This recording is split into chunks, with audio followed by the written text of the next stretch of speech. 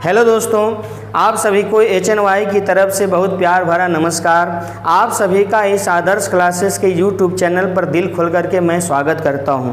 मेरे प्यारे बच्चों और मेरे प्यारे मित्रों, आज हम आपके बीच में एक महत्वपूर्ण टॉपिक लेकर के आया हूं और वह टॉपिक आपके सामने रखने का काम करूंगा बायोलॉजी के साथ, जीव विज्ञान के साथ। और वह जीव विज्ञान का एक महत्वपूर्ण ऐसा टॉपिक होगा जिससे प्रत्येक आपको एग्ज़ाम में कहीं ना कहीं टच करता है, कहीं ना कहीं आपको एग्ज़ाम में पूछने का काम करता है। तो मेरे प्यारे बच्चों, यह जो टॉपिक होगा, यह जो चैप्टर होगा आपका बहुत छोटा होगा, लेकिन इस वीडियो को आप पूरा से पूरा देखिएगा ताकि आप सभी के दिमाग में, दिल में, दोनों में बिल्कुल क्या हो जाएगा, तो कंठस्थ रूप से वह आपकी एंट्री कर जाएगा, प्रवेश कर जाएगा। और मैं कोशिश करूँगा कि आप सभी के अंदर यह बेहतर समझ में आवे ताकि हमारी जो यह परिश्रम है, हमारा जो यह काम है, आप सभी को बिल्कुल पसंद आएगा। यह मैं उम्मीद करके आपके सामने आया हूं। तो मेरे दोस्तों, यह सेल डिवीज़न के बाद का एक टॉपिक है। सेल डिवीज़न के बाद का एक टॉपिक है मेरे प्यारे बच्चों। आपको जानकारी होनी चाहिए कि कोशिका विभाजन के फलस्वरूप ही आपको समझदारी होनी चाहिए कि हमारे कोशिका का केंद्रक का विभाजन होता है। किसका विभाजन होता है? तो कोशिका के केंद्रक का विभाजन होता है और उसी कोशिका के केंद्रक के विभाजन के फलस्वरूप एक हमारा न्यूक्लियोटाइड का निर्माण होता है। किसका? तो न्यूक्लियोटाइड का निर्माण होता है। इसी न्यूक्लियोटाइड का निर्माण होता है मेरे प्यारे बच्चों।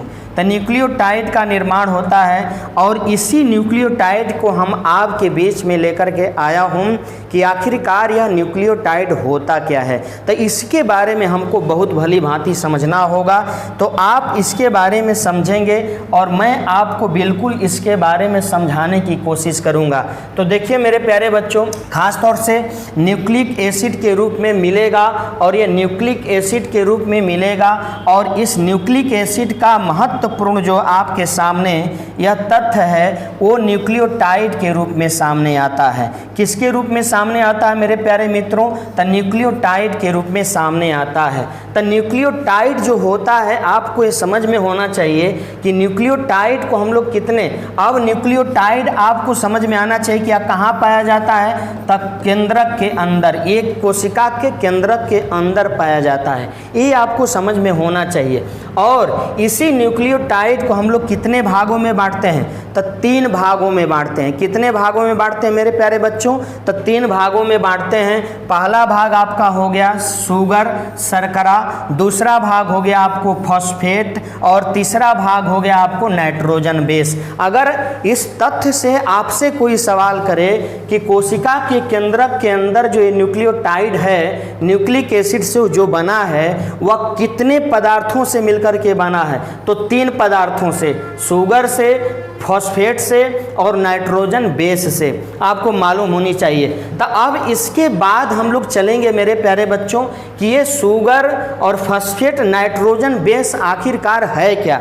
तो इसके उपरांत मैं आपके बीच में चलूँगा और यह कंडीशंस लेकर चलूँगा कि जो शुगर बेस होता है मेरे प्यारे मित्र, तो शुगर जो होता है, इस शुगर को हम लोग, शर्करा को हम लोग कितने भागों में बांटते हैं? तो 2 भागों में बांटते हैं। कौन कौन? तो डिऑक्सी राइबो शुगर और एक राइबोज शुगर है। एक डिऑक्सी राइबो शुगर और एक राइबोज शुगर है। बात हमारी समझिएगा। यहाँ से अगर आपको मालूम होनी चाहिए कि डिऑक्सी राइबो शुगर के अंतर्गत हम लोग किस में रखते हैं? तो DNA को रखते हैं। और आपको समझ में आना चाहिए प्यारे मित्र कि राइबोज शुगर के अंतर्गत हम लोग किसको रखते हैं? तो RNA को रखते हैं। इसके अंतर्गत हम लोग DNA को और इसके अंतर्गत हम लोग क्या करते हैं? तो RNA को रखने का काम करते हैं राइबोज शुगर के अंतर्गत। अगर हम तीसरे की नाइट्रोजन बेस की बात करें तो नाइट्रोजन बेस में मेरे प्यारे मित्रों, इसको 2 पार्ट में हम लोग क्या करते हैं? बांटते हैं नाइट्रोजन बेस को 2 पार्टों में। एक प्यूरिन होता है जिसका 2 अंग होता है, एडेनिन और ग्यूनिन।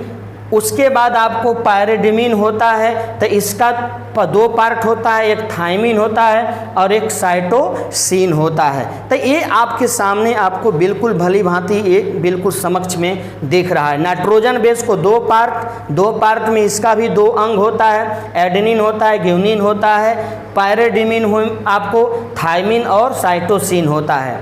इसके बाद हम लोग आपको लेकर के चलेंगे मेरे प्यारे बच्चों कि एडेनिन जो होता है, ये एडेनिन जो होता है वह किससे जुड़ा हुआ होता है, इसका जुड़ाव किससे होता है, तो थायमिन से होता है। और ग्यूनाइन का जुड़ाव किससे होता है, तो आपको साइटोसिन से होता है। तो इसमें आप दिमाग लगाइए, इसका जुड़ाव जो होता है मेरे प्यारे बच्चों, एडेनिन का जुड़ाव होता है थायमिन से और ग्यूनिन का जुड़ाव होता है आपको किससे, तो साइटोसिन से। तो आप दिमाग लगाएंगे, मैं आपको यहाँ पर ले चलता हूँ, गौर करिएगा ज़रा। ये आपको मैं एक फिगर देता हूँ, इस फिगर को आप जिक्र कीजिए मेरे प्यारे बच्चों, इस फिगर को आप जिक्र कीजिए, इस फिगर को आप जिक्र करें, इस फिगर को आप जिक्र करेंगे तो आपको पता चल जाएगा मेरे प्यारे मित्र, आपको बिल्कुल क्लियर पता चलेगा, आप समझ पाएंगे। देखिए ये ज़रा, ये देखिए आपको मैंने एक पॉइंट दे दिया, यह समझने की कोशिश कीजिएगा आप, गौर करिए आप ज़रा। देखिए प्यारे मित्रों, ये जो होता है ये होता है एडेनिन, बात हमारी समझ रहे हैं, ये होता है थायमिन, ये होता है ग्यूनोन और ये होता है साइटिन, फिर ये होता है एडेनिन, फिर होता है ये आपको थायमिन, फिर होता है ये ग्यूनिन और फिर ये होता है क्या, साइटोसिन। मतलब ये जो पूरे के पूरे निर्माण को मैंने दिया और यह किसकी प्रकृति है, तो डीएनए की प्रकृति है। ये किसकी प्रकृति है मेरे प्यारे बच्चों, तो डीएनए की प्रकृति है, जो मैंने आपको शर्करा में दिया था, डीऑक्सीराइबो शुगर, तो वहाँ से निकल करके आता है। तो आपको मालूम होना चाहिए कि इसका जुड़ाव किससे है, तो थायमिन से है, इसका जुड़ाव किससे है, तो आपको साइटोसिन से है। तो ये डीएनए की प्रकृति हो जाती है प्यारे मित्रों। लेकिन जब आरएनए के अंतर्गत हम लोग लेते हैं, पहले आप डीएनए के अंतर्गत ये ले लीजिए, ये डीएनए के अंतर्गत, तो डीएनए के अंतर्गत एडेनिन की जो आपको डबल बॉन्ड में होता है, जुड़ा होता है किससे, तो थायमिन से। किससे जुड़ा होता है प्यारे बच्चों, तो थायमिन से। उसके बाद ग्यूनिन का आपको जुड़ाव किससे होता है, ट्रिपल बॉन्ड के साथ, तो इसका आपको जुड़ाव होता है साइटोसिन से। किससे मेरे प्यारे बच्चों, तो साइटोसिन से इसका जुड़ाव होता है, आपको जानकारी होनी चाहिए। तो ये आपको डीएनए की प्रकृति है। लेकिन अगर यहाँ पर हम लोग कोशिश करें कि हमको डीएनए से अगर आरएनए में परिवर्तन करना हो, तब क्या करना पड़ेगा, तो ये जो मेरे प्यारे बच्चों आपको एडेनिन की जो जुड़ाव है थायमिन से, अगर इस थायमिन के जगह हम लोग क्या कर दें, इस थायमिन के जगह अगर रख दें किसको, यूरेसिल को, किसको रख दें मेरे प्यारे बच्चों, थायमिन के जगह अगर यूरेसिल को रख दिया जाए तो यह किससे बदल जाएगा, तो यह थायमिन की जगह अगर यूरेसिल हो जाएगा तो प्यारे मित्रों यह बदल जाएगा किसमें, तो आरएनए में बदल जाएगा। किस में बदल जाएगा मेरे दोस्त मेरे भाई, तो आरएनए में यह बदल जाता है। तो ये कंडीशंस आपको समझना पड़ेगा। ये एडेनिन का जो जुड़ाव होता है हाइड्रोजन बॉन्ड, अगर इसमें आपसे कोई पूछे कि कौन सा बॉन्ड है, जैसे कि यहाँ मैं आपको समझाना चाहता हूँ इन दोनों के बीच में कौन सा बॉन्ड है, तो इन दोनों के बीच में कौन सा बॉन्ड है, तो हाइड्रोजन बॉन्ड। इसमें ये हाइड्रोजन बॉन्ड है, इसमें भी क्या है मेरे प्यारे मित्रों, तो ये भी आपको हाइड्रोजन बॉन्ड के अंतर्गत ही शामिल होता है। बात हमारी समझ रहे हैं, तो ये आपको समझ करके बिल्कुल क्लियरेशन होना चाहिए।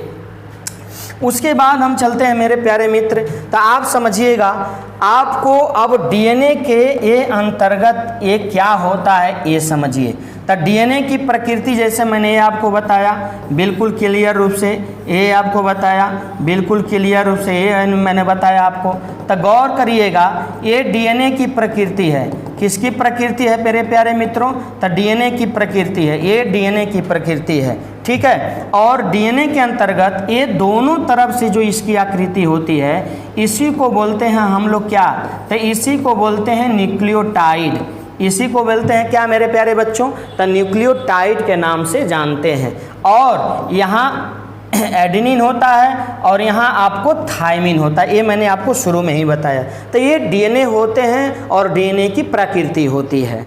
ठीक है मेरे प्यारे बच्चों, तो आप समझिएगा, गौर कीजिएगा, ये जो डीएनए होते हैं प्यारे बच्चों, तो डीएनए का जो पूरा नाम होता है, इसका जो पूरा नाम होता है मेरे प्यारे बच्चों, वो क्या होता है, तो deoxy ribo nucleic acid, deoxy ribo nucleic acid, ये डीएनए का पूरा नाम होता है, अर्थात deoxy ribo nucleic acid. DNA की जो संरचना होती है, डीएनए की जो संरचना होती है प्यारे मित्रों, वो आपको डबल स्ट्रेन की तरह होती है।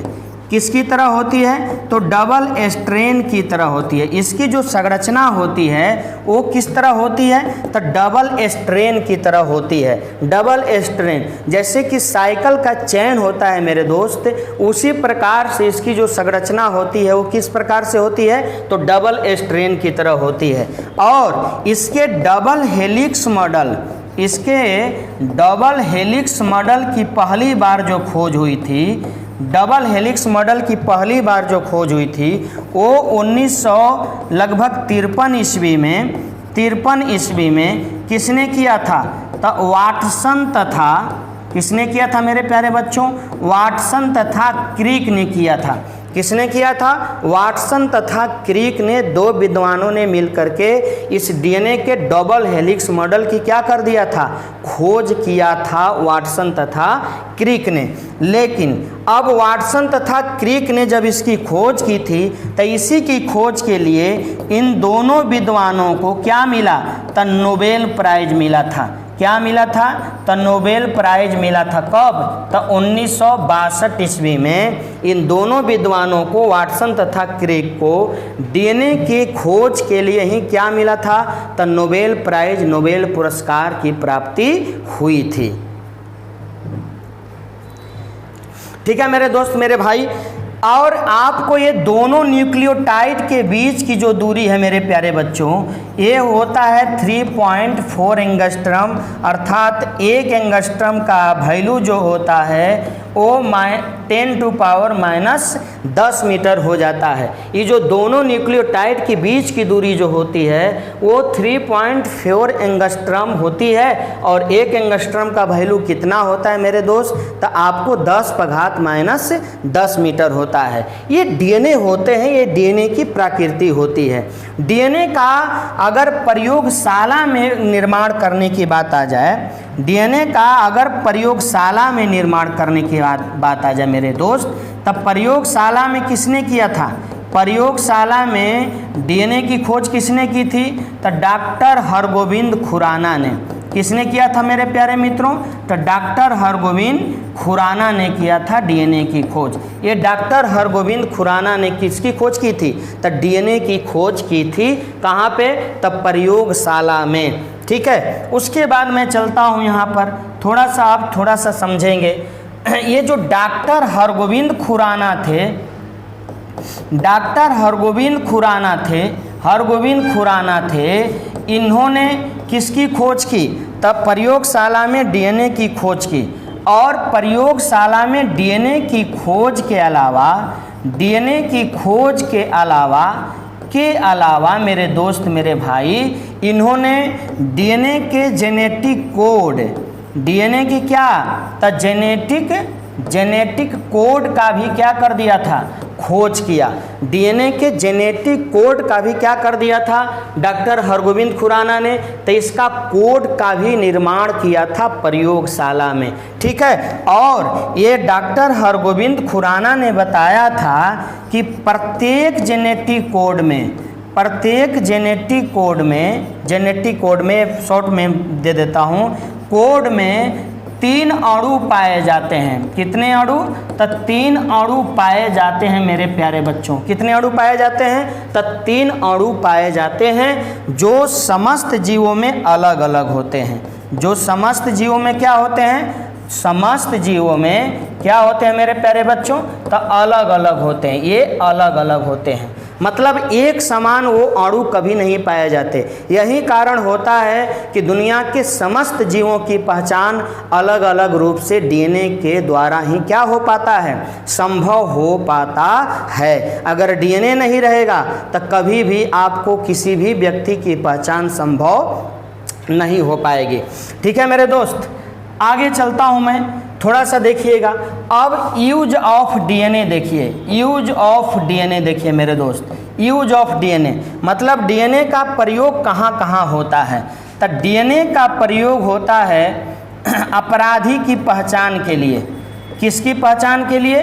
अपराधी की पहचान के लिए इसका प्रयोग होता है। दूसरा प्रयोग होता है फिंगर प्रिंटिंग में। किसमें? तब फिंगर प्रिंटिंग में इसका दूसरा प्रयोग होता है।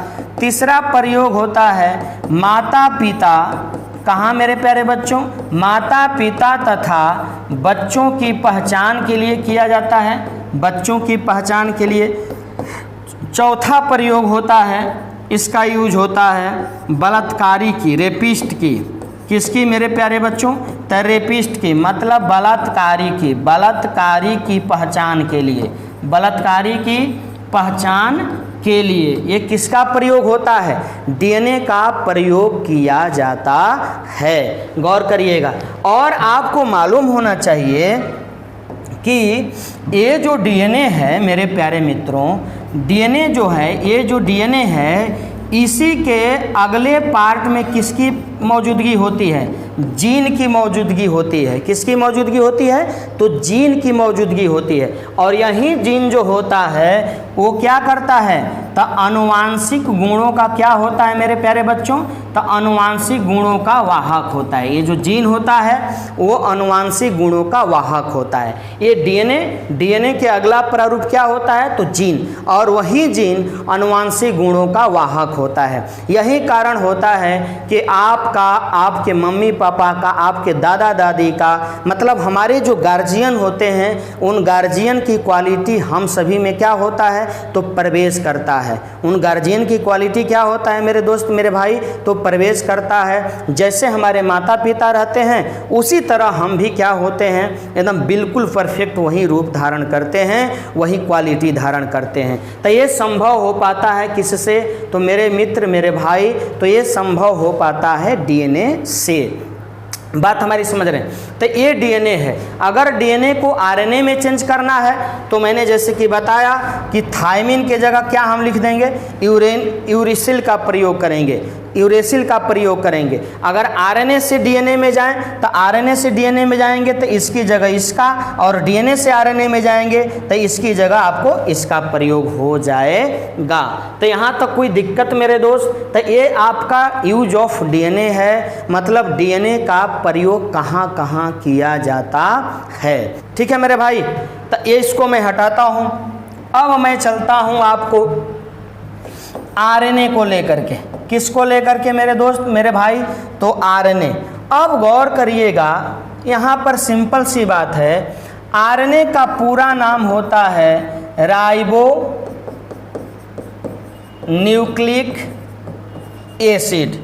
ये आरएनए का पूरा नाम होता है मेरे भाई ribo nucleic acid, ribo nucleic acid. RNA की जो खोज हुई थी वो रॉबिन्सन, किसने मेरे दोस्त? रॉबिन्सन तथा आरएनए की खोज हुई थी रॉबिन्सन तथा ब्राउन के द्वारा। किसके द्वारा? रॉबिन्सन तथा ब्राउन के द्वारा। लेकिन आरएनए का जो नामकरण हुआ था मेरे भाई, आरएनए का जो नामकरण हुआ था वो किसने किया था? तो आरएनए का नामकरण किया था रॉबर्ट हॉली। रॉबर्ट हॉली ने आरएनए का क्या किया था? नामकरण किया था। ठीक है, ये जो आरएनए होते हैं, ये आरएनए जो होता है, ठीक है, तो इसमें क्या पाया जाता है? तो राइबोज शुगर पाया जाता है। जैसा कि मैंने आपको शुरू में ही बताया, इसमें क्या पाया जाता है? तो राइबोज शुगर पाया जाता है आरएनए के अंदर। ठीक है, और इसी आरएनए के अंदर केवल एक क्षण होता है। केवल क्या होता है मेरे भाई मेरे बच्चे? तो केवल एक क्षण पाया जाता है एक क्षण होता है। आपको जानकर के हैरानी होगी, थोड़ा सा देख लीजिए। ये डीएनए का प्रारूप था, ये डीएनए का प्रारूप था, ठीक है। लेकिन यहाँ ये दोनों इसकी प्रकृति पाई जाती है, दोनों तरफ से होता है। लेकिन आरएनए की प्रकृति सिर्फ एक तरफ से, ये आपको आरएनए होता है और ये आपको क्या होता है, डीएनए होता है। गौर करिएगा जरा, राइबो न्यूक्लिक एसिड पूरा नाम होता है। रॉबिन्सन तथा ब्राउन ने इसका खोज किया था। नामकरण आपको रॉबर्ट हॉली ने किया था आरएनए का। राइबोज शुगर, मतलब राइबोज, इसमें शुगर पाया जाता है और इसमें केवल एक क्षण पाया जाता है। गौर करने की चीज़ है मेरे बच्चे। आरएनए के अंतर्गत आरएनए में थायमिन की जगह क्या पाया जाता है, थायमिन की जगह क्या पाया जाता है मेरे प्यारे बच्चों, तो यूरेसिल पाया जाता है। थायमिन की जगह क्या पाया जाता है, तो यूरेसिल पाया जाता है। अगर डीएनए पूछेगा तो यहाँ इसमें थायमिन पाया जाएगा। डीएनए में क्या पाया जाएगा, थायमिन, और आरएनए में क्या पाया जाएगा मेरे मित्र, तो यूरेसिल पाया जाएगा। बात हमारी समझ रहे हैं, आपको समझ में आ रहा होगा। बिल्कुल, मैं बिल्कुल कंठस्थ हूँ। तो ये हमारा आरएनए है। गौर करिएगा जरा, डीएनए जो था वो हमारा जेनेटिक जांच में सहायता प्रदान किया था, लेकिन आरएनए हमारा एक अलग प्रारूप का काम करेगा, ठीक है। ये कंडीशंस हैं। अब आप जरा देखिए, आरएनए का जो प्रमुख काम है मेरे प्यारे बच्चों, वो प्रोटीन का संश्लेषण करना होता है। क्या करना होता है जी, तब प्रोटीन का संश्लेषण करना होता है। आरएनए का जो मुख्य काम होता है मेरे भाई, वह प्रोटीन का संश्लेषण करना होता है, प्रोटीन का निर्माण करना होता है। तो गौर करिए मेरे मित्र, मेरे भाई, यहाँ पर समझिए आप जरा, ठीक है। ये जो आरएनए है, इस आरएनए का जो प्रयोग हम लोग प्रोटीन के संश्लेषण में किस प्रकार से करते हैं, तो जरा देखिए। आरएनए हमारा 3 प्रकार का होता है। गौर करिएगा जरा, एक एमआरएनए, एक एमआरएनए, दूसरा टीआरएनए, दूसरा टीआरएनए है, और तीसरा क्या है, तो आरआरएनए है। तीसरा क्या है मेरे प्यारे बच्चों, तो आरआरएनए है। कहने का मकसद ये है कि अगर एमआरएनए की बात करें तो इसका नाम हो जाएगा मैसेंजर आरएनए। गौर करेंगे जरा, ये हो जाएगा आपको ट्रांसफ़र आरएनए। क्या हो जाएगा मेरे प्यारे बच्चों, ट्रांसफ़र आरएनए। और ये हो जाएगा राइबोसोमल आरएनए। क्या हो जाएगा मेरे प्यारे मित्रों, तो राइबोसोमल आरएनए। बात हमारी समझ रहे हैं। तो आरएनए कितने प्रकार के, तो 3 प्रकार के, एमआरएनए, टीआरएनए और आरआरएनए। तो हमने आपको बताया मेरे मित्र कि ये जो आरएनए होते हैं, इनका प्रमुख कार्य क्या होता है, तो प्रोटीन का संश्लेषण करना होता है। प्रमुख कार्य क्या होता है मेरे भाई, तब प्रोटीन का संश्लेषण करना होता है। इनका जो काम होता है वो प्रोटीन का संश्लेषण करना होता है। तो गौर करिए मेरे मित्र, मेरे भाई, आपको जरा यह देख करके बिल्कुल क्लियरेशन होना चाहिए कि ये कोशिका है, और कोशिका के अंदर, कोशिका द्रव्य में, इसके न्यूक्लियोटाइड के अंतर्गत ये 20 प्रकार के अलग अलग क्या पाए जाते हैं, तो ये 20 प्रकार के अलग अलग अमीनो एसिड पाए जाते हैं। क्या पाए जाते हैं मित्रों, तो 20 प्रकार के अलग अलग अमीनो एसिड पाए जाते हैं। तो गौर करिएगा, आज जब 20 प्रकार के अमीनो एसिड पाए जाते हैं, तो ये जो एमआरएनए क्या होता है, ये जो एमआरएनए होता है मेरे मित्रों, ये अमीनो एसिड को क्या करता है, अमीनो एसिड को एक जगह एकत्रित करता है। क्या करता है, तो एक जगह पे क्या करता है मेरे प्यारे मित्रों, जगह पर एकत्रित करता है। क्या करता है मेरे मित्र, एक जगह पे एकत्रित करता है। कितने, 20 प्रकार के अमीनो एसिड को जो एमआरएनए है वो क्या करता है, तो एकत्रित करता है। गौर करिएगा जरा, आज जब ये एकत्रित कर देता है एमआरएनए, तब टीआरएनए क्या करता है, तो टीआरएनए इन 20 प्रकार के अमीनो एसिड को मेरे मित्रों, इस 20 प्रकार के अमीनो एसिड को क्या करता है, ये 20 प्रकार के अमीनो एसिड को लेता है। कौन, तो टीआरएनए, और कहाँ पहुँचाता है, तो राइबोसोम में पहुँचाता है। क्या पहुंचाता है मेरे भाई?